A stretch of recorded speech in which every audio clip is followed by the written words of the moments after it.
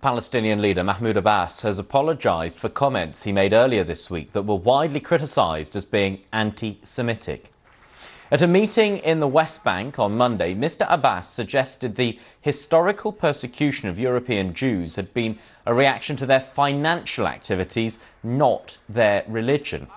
In a statement today, he condemned anti-Semitism and called the Holocaust the most heinous crime in history. Our Middle East correspondent Yolan Nell has more.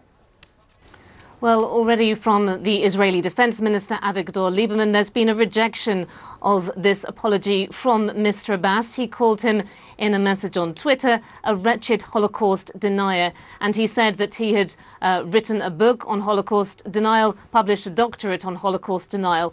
This reference, of course, to something that's often pointed out by Jewish groups, the doctorate thesis that Mr. Abbas wrote when he was in Moscow in the 1980s. The title of his thesis was The Secret Relationship Between Nazism and the Zionist Movement. So this has really stirred up a very unwanted debate for Mr. Abbas at what's already a very tense time.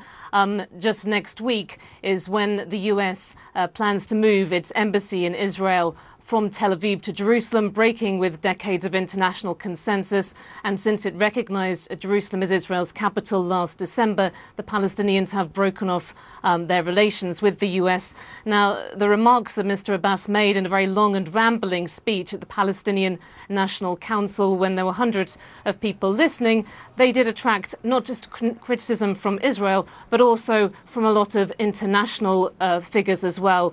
The European Union said that these remarks were unacceptable. The UN Special Envoy here said that they were deeply distressing, and the US picked up on them as well. The ambassador to Israel saying they marked a new low for Mr. Abbas.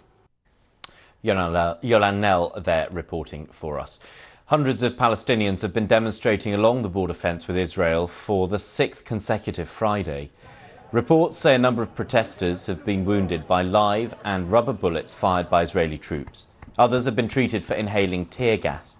Israel says it uses force only to prevent damage to the fence or possible infiltrations.